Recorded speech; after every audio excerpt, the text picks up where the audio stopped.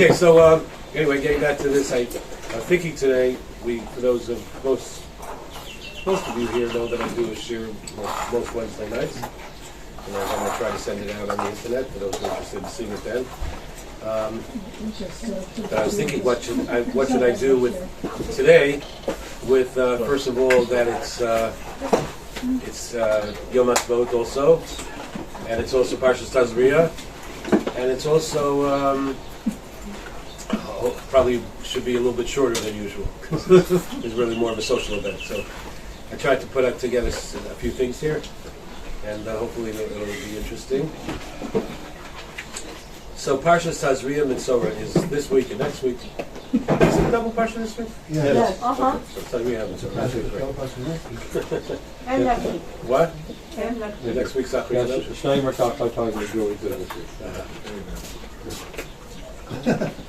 So TazriaMetzora is mostly, or Tazria is mostly about the laws of Tzaras, which are very fascinating, and I don't want to go into too much of it now, but most of us know the basics of it, which is that a person can be chatting a little bit too much about their not so wonderful neighbors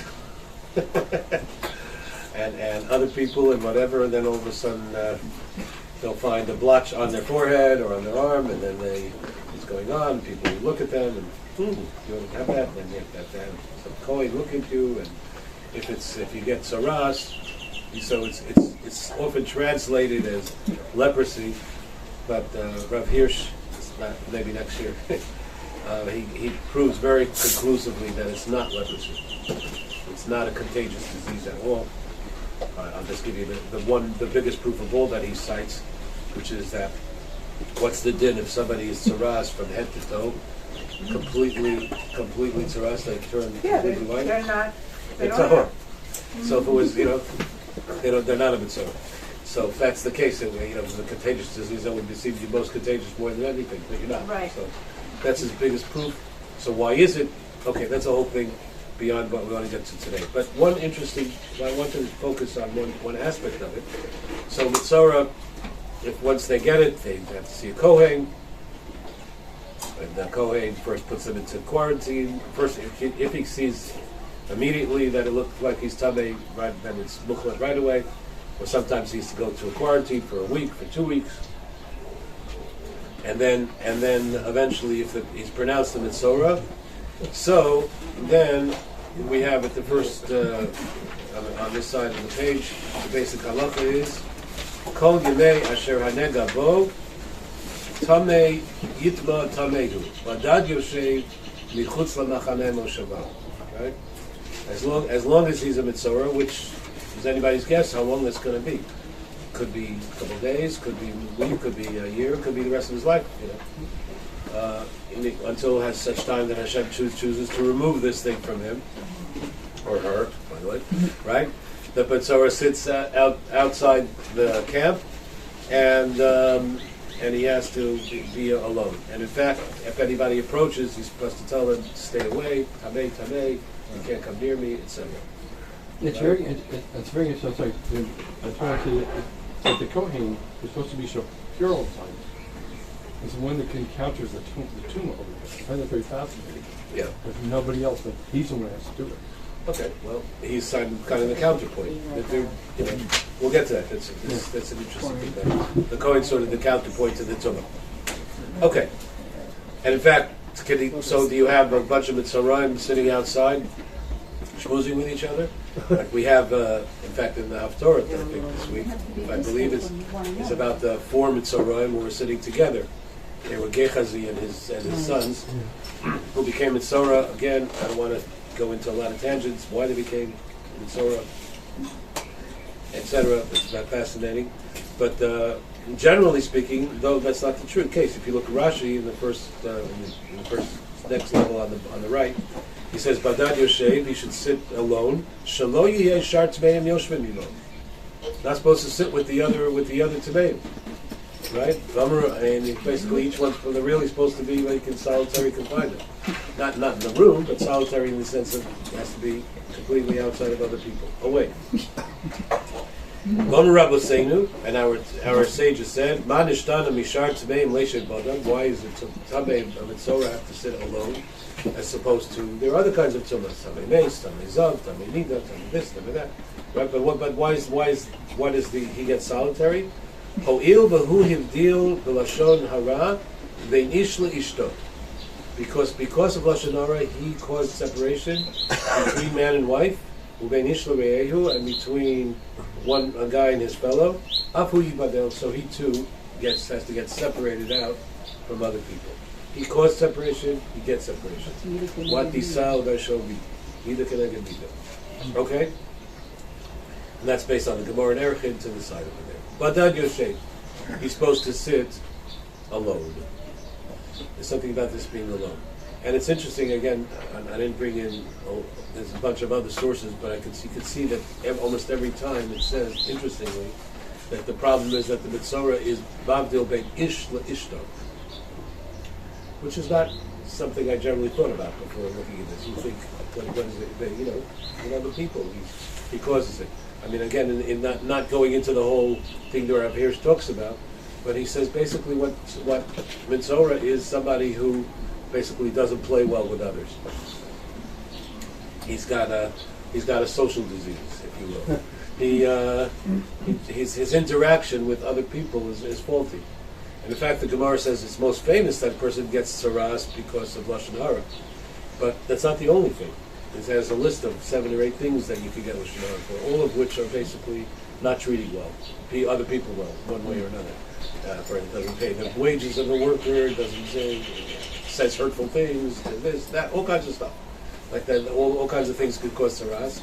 Socially, the person is a problem, right? So,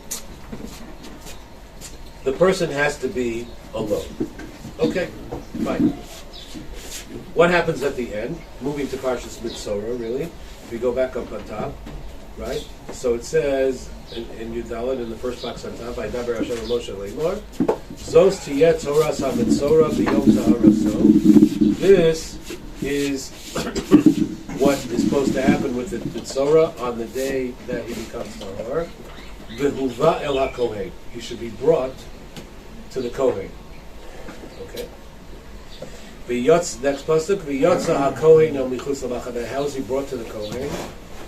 The Kohen goes out to him.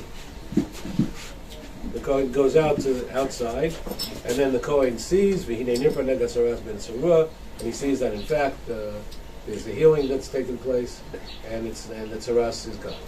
Okay. So, if you hear this is like a little bit of a strange thing, right? So it's a strange thing. What's going on over here? Does he come to the Kohen, or does the Kohen come to him? It sounds like the Kohen has to go out. So if the Kohen has to go out, why is it that he goes to the Kohen? What's happening over here? And that's an interesting idea that some of them are fortunately employed with. So I just wanted to talk about that today, to keep it relatively short. Okay? We'll first look at the Tiferes Shlomo, the Rebbe from Radomsk, who always has fascinating things to say. So he says, and you see in the 3rd level down, Tiferes Shlomo, he says, Dotzi Yatem Ras Metzora, V'yotza HaKohen al Michutz LaMachaneh.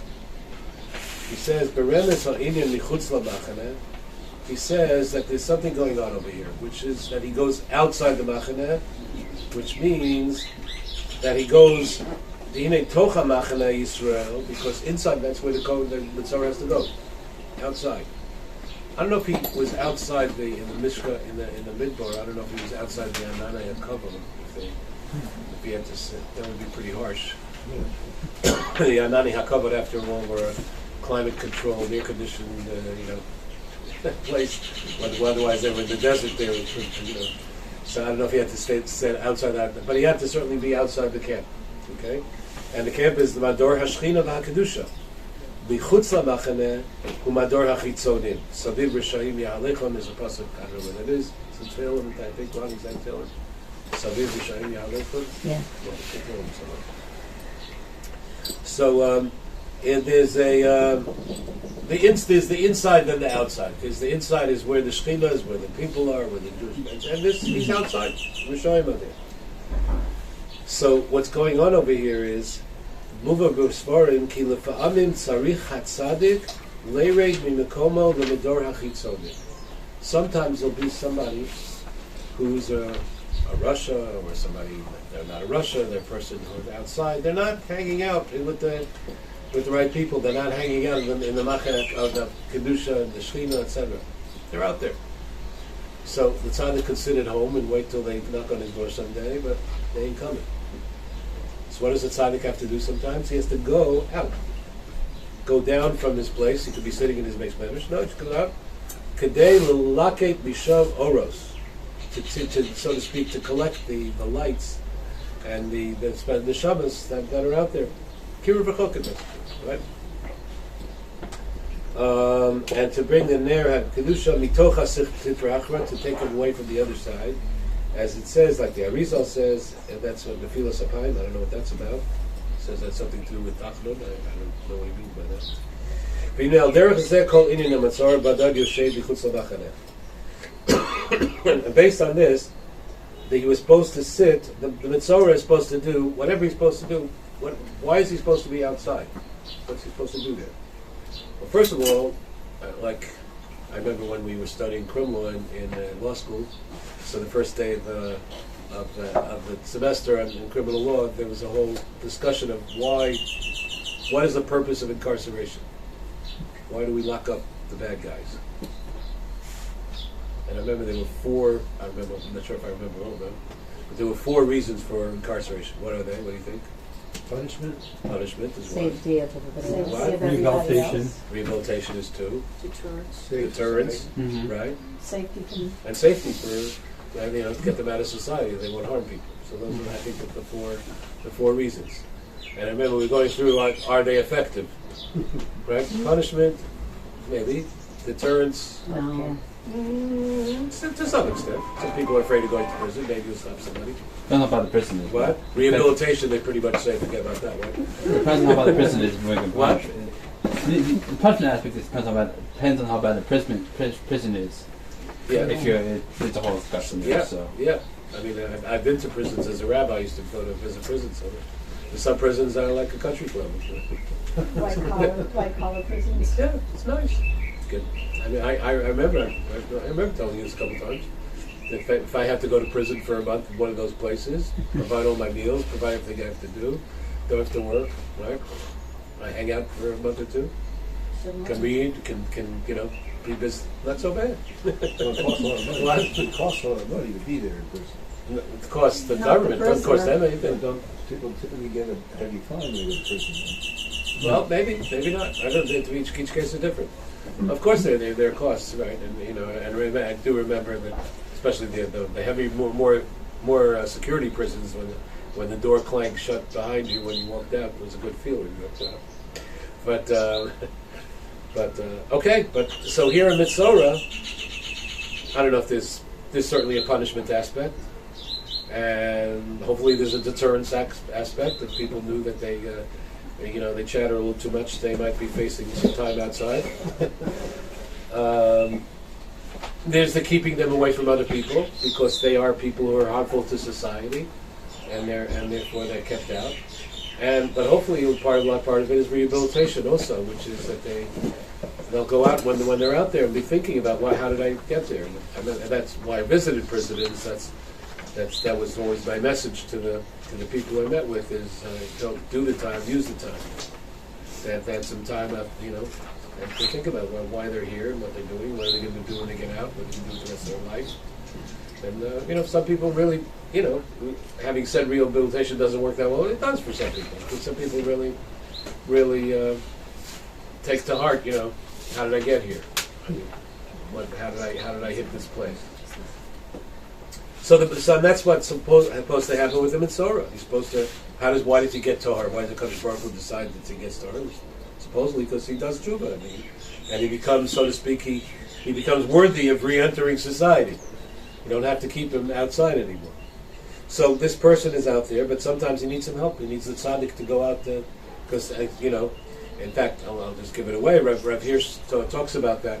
I mentioned before. He said, "Why does a person who's kulo tahor, one person, I'm not pro kula love on a person who's completely white. Why does such a person not tameh? That doesn't seem to make any sense. He says it's very simple. He says because for most people, if you go and you tell them they have to be cut off from society and sit out by themselves and be, so that's going to be a disincentive. But then you have the curmudgeons who are going to say, great, I could go by myself, nobody's going to bother me, then I'm going to be alone. Instead of for such a person, the only chance for him is to be within society and look like that, so that every day he has to face this fact. If he's just going to sit by himself outside, he's just going to be too happy. So, a very beautiful explanation by Rav Hirsch. So, but he said this guy has to go out. They said, and therefore he says, the Radomsker says, that he's supposed to go sit there and call about himself, I'm Tameh, to think about it, that he's Tameh. And he should think about it. That there's a reason for this. And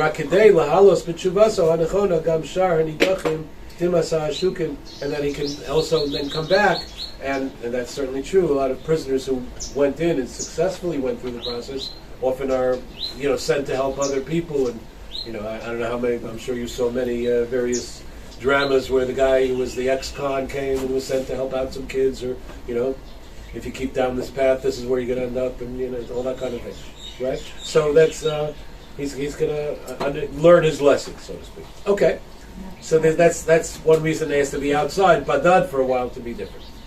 But then there's another idea over here from the Mishnah Sachir. The Mishnah Sachir was written by Rav Taichtal, who more famously wrote Eim Habanim Smecha, which we talked about once or twice, if you recall. He was the one who was a Talmud of the Minchas Eluzar, the Munkatcher Rebbe in Budapest, who was virulently anti-Zionist. And Rav Taichtal lived at the beginning, and he saw the Nazis rise, and he saw what was going on, and he was caught for a while, and then he rethought things, and then he changed his tune. And the book Eim Habanim Smecha, speaking about Eretz Yisrael, is that Eretz Yisrael is missing its banim, Meshavu banim l'chlulam, the children to come home, and it's very much about how important it is to go to Eretz Yisrael. What an opportunity we have to go to Eretz Yisrael. Welcome. He's offering you a chair somewhere. What? Okay.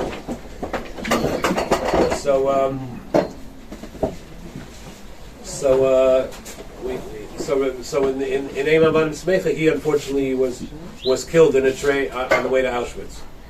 But his book survived, and it's an incredibly beautiful book. I would really like to maybe start a class sometime for people interested to learn that together. It's probably one of the best things out there in terms of appreciating Eretz Yisrael and the opportunity we have here, and being able to live here. It's a beautiful, beautiful sefer.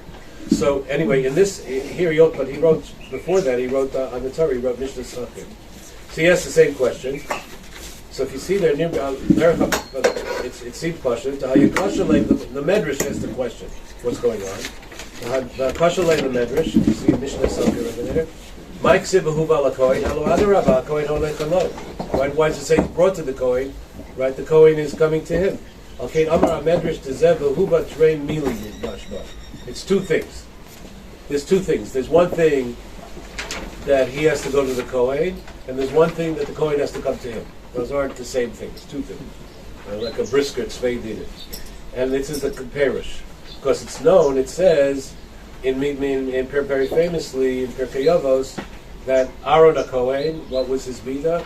Everybody knows. It was Ohev Shalom, Rodev Shalom, Ovis Abrios, and the Karmel Latzor, right? He would love people, and he would bring people in. Okay. And we find that by Aaron HaYirosh LaKohenim, so Hecha Diyoda Eitzel Anashim Shalachelek Yotzu Benasu Pirim Beinat Vekin Holach Etzla Mekirba Mekirba Yachal. And Aaron would go when he heard that two people aren't getting along. He would do his best to bring them together. The Medrash says he would go to the Reuven and says, and Shimon really regrets that whatever it was that put you apart, and he wishes that we could repair the relationship, and he's just embarrassed to come to you, but he would love it if you would go to him, and then he'd go to Shimon and say the same thing about Reuven, and somehow bring them together and And they, like as we all know, the Hatfield and the McCoys long ago forgot what they were fighting about. They just know they don't get along with each other anymore. So he would bring them together and help them out. So that was Aaron HaKohen. The Metzora wasn't exactly Aaron. He was doing the opposite. He was somebody who was antisocial, right? He was causing separation between people. He was talking bad things about people. He was insulting people. He was causing people to hate each other, right? And therefore, the Torah said, "Badad Yeshe," that he has to go out and sit outside. Okay? When he finally understands that it's time that he has to become Torah again, he has to fix his ways. The Yazov Rasha Darko, Arad, to leave behind his evil ways. And so he has to become like Aaron, right? He has to do the opposite. Instead of, separating people, he should be a person who tries to unite people, right? And then he'll be better. That's how it works. What does it mean, that he's brought to the Kohen? HaPirish doesn't mean that he's physically brought to the Kohen. Mr. Kohen has to go out and he has to meet Mr. Kohen. That's not what it means. It means Bala Kohen, he should become like a Kohen. He should become like Aaron. He should become like somebody who brings people together, who's into Jewish unity, who's into as we've heard so much over the last 2 years, Rak b'yachad, Yonatseach. Only by being together, by putting aside all the terrible divisions that were going on amongst us. Right? Hi, hold on 1 second. So until now he wasn't doing that. But he's going to from now on change his unity and improve himself. And now that he's seen how difficult it is to be alone and to be separate. Something? No. Okay, I don't know. No, just saying hello. Right, to be separate, he sees that, right? So after he sees that, and he made pirud, and he should now bring do the opposite, and that's some Pshat Medrash. It sounds like you're in the middle of Behuva, he reads, interesting, the word behuva la kohen. He's brought to the kohen. He reads behuva as 2 words. Behuva. He should come, right? He should come. Haneshiyavo lemidas kohen. And then he'll come to the Kohen, and of course the Kohen should do his best to go, etc. Okay, a very beautiful idea. That's what the idea of being badad, sitting outside, and how that can help and help us, overcome the problems that we have. So, Adkan from the din of Metzora. And then Tazria. And how does this relate to the Yom HaAtzmaut, or to really the state of Israel, or what we're about and here? So I thought this is a nice connection in that I was thinking about this at first, that it's interesting that when Israel, how did Zionism start? And why did Herzl come up with the idea of having a Jewish state? Well, again, a long schmooze, but I think everybody knows that he was basically a very... He was at the Dreyfus trial. He was a very assimilated Jew. He didn't know anything from Torah, whatever. But he saw through the Dreyfus trial, how bad anti-Semitism was, and even celebrated, was he a colonel or something? It wasn't. He was a captain. But he wasn't just one Jew. He saw it was against the Jewish people. Yeah. And that's good. Right. He saw how strong that was, and I think Emile Zola wrote this famous J'accuse, right? And we see enough in our world today. Oh yeah. We see it so much about how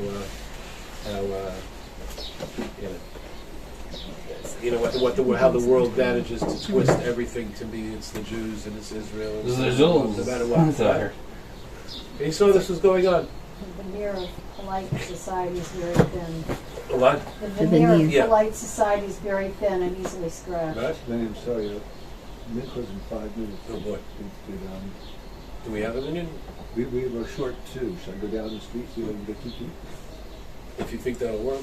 So it's at the bench. At night you go, Okay, you but- gotta I mean, you go run downstairs. If you think that'll work. I don't, Down in the red. I think so. That, Oh, this stuff. Oh, This is what I'm gonna do with that one. If I get Three. it down. What? Well, So let me try to do this real quickly. Okay. I don't know what you're saying. You also have to bend Okay, it. good. So real quickly, basically Herzl had a couple of other ideas, convert to Christianity, do this, do that. Then he finally came up with the idea, the Jews have their own state, right? Then they won't be, scratching against the goyim every day. They'll be in their own place, they'll be alone. And then the goyim will leave us alone to leave our lives at peace, live their lives at peace, etc. Of course, there's been no greater source of anti-Semitism than the state of Israel since then. The whole shmooze, which we all know, we don't have time for that, right? But anyway, but the idea of living alone, so I thought talking about that, but then I was thinking a little bit more about it, and this idea of being alone, Badad Yoshev, is really quite essential to who we are as a people. One of the most famous things that Rav Soloveitchik wrote, if you're familiar, he wrote a book called The Lonely Man of Faith, Yeah. in which he describes his personal journey and how each of us, it's not an easy book to read, but basically it's about how each of us has our own, ultimately we're alone with Hashem and the rest of the world, etc. But besides that, one of the most famous essays that Rav Soloveitchik wrote was called Kol Dodido Fake. Kol Dodido Fake. That's based on the verse in Shiur HaShiurim, where God is knocking, right? And he said that Hashem knocked a few times. It's really, you should look into it. It's fantastic, a fascinating It's an essay idea. about What? it's an essay about the state of Israel and how much of an opportunity it is. Right. That was Hashem is knocking. Particularly, he wrote that, in I don't know exactly when he wrote it. This Kol Dodido Late Fake, but it 50s, was I think. in the early 50s, I think. Really interesting? I think so. It was basically soon after we had the state of Israel, we had this, and he said God is knocking. If you know the story in Shiur HaShiurim, what? You didn't see anybody. No. So basically the story in Shiur HaShiurim is, if you know the story, he finally, they dream about each other, and finally he comes, right? He's knocking on the door, let me in, and she says, oh, I went to sleep already. By the time she gets herself out of bed, he left already, right? And then the rest of the story's, again, looking for each other. A very tragic moment there. But Hashem is knocking. Sometimes Hashem knocks. He wants us to come. And what are we doing about it? Are we responding to God's knock? And he felt that there was a knock, a strong knock going on, in 1948. And then in this essay, which we obviously don't have time to read, but if you look at it, it's just a little excerpt from an essay. He talks there about how the essence of the Jewish people, of who we are, we're often lonely. We're described as a lonely people. Bilam famously described us as Ein Am Levadad Yishko. We sit alone. And there's a lot of our time that we have is that we're alone. We're lonely. We're not able to be with others, but that has its good side and its bad side. Some of it is because Hashem wants us to feel that aloneness. We have to somehow do that dance of not engaging in all the nonsense of the rest of the world, but also being together with them at some level, and also trying to be with Hashem. And that's a lot of the whole idea of us of being alone. So that the point being that being alone, being outside, is difficult, but it also is the impetus and can be the impetus for tshuva, becoming closer to Hashem. And that badad aspect. Then he says that's a bit echa yoshva badad is how echa starts. How do we sit alone? But alone, Gola sometimes brings us to being close. And when we have on, Baruch Hashem today, the ability to come close again to Hashem, while in many ways we feel a member of the other nations, and in some ways lonelier than ever amongst the other nations, in the UN, in the world, etc. We have. We thought I could put those two ideas together and think about of the Metzora and what it means for us to stay of Israel. I was going to go into more than that. Absolutely.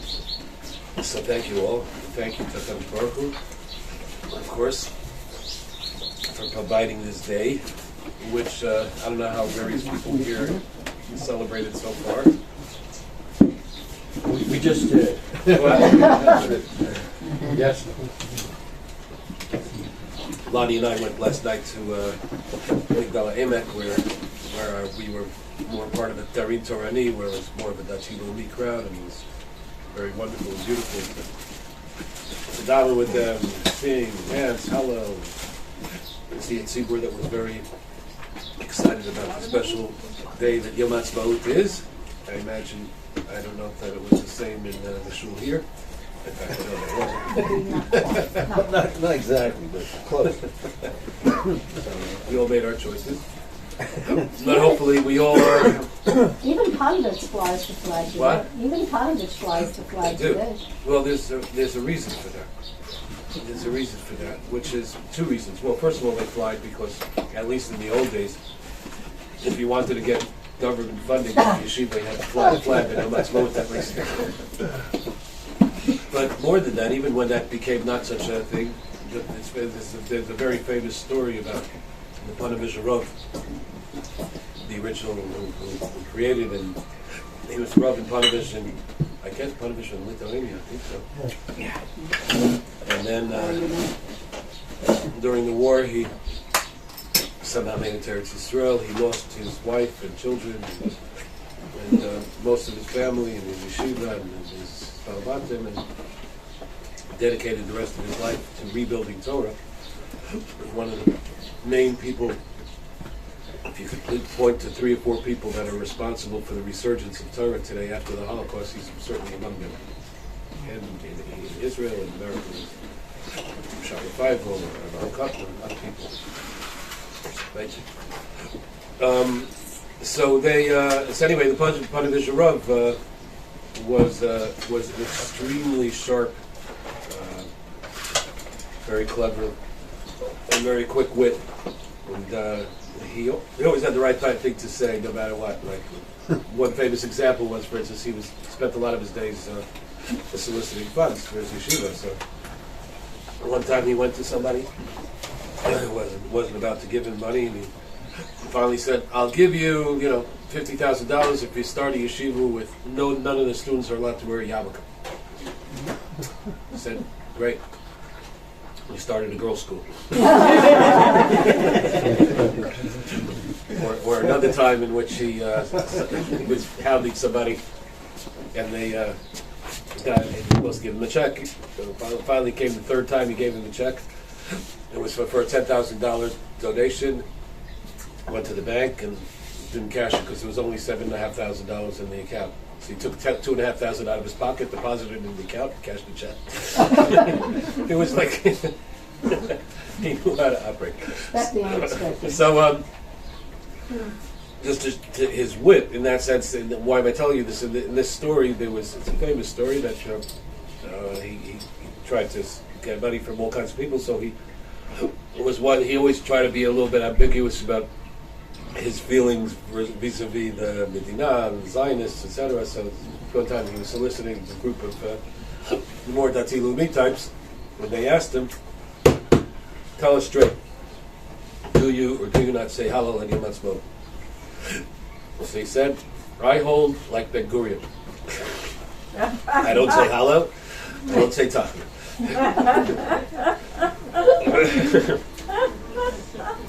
So I hold that was not just a witticism to get him out of a difficult thing. I hold that that's a shita, a real approach to Yom HaAtzmaut, which I personally think is the correct approach, which is to say Hallel with a bracha, Zeh Yom Hashem Nagila V'Nismach Habo. Everything's great. There are problems, and there were more problems in his day of a lot of anti-religious stuff going on, a lot of things in the Medina that were not proper al pi Torah, etc., etc. So to say a full Hallel, maybe that's difficult to do. But to say Tachnun, it's not even as much of a celebration as Purim Katan, or some random Rebbe died, who nobody heard of, or whatever. Nothing of any importance happened, and that's also not appropriate. It is a special day. And I think that's the shita, which I think I try to follow. That it's whether or not we can proclaim it yet as a full religious holiday, The jury's still out to some extent, although I sent out but I'll finish the sentence, but certainly it's a very special day today. We have a lot to be grateful for.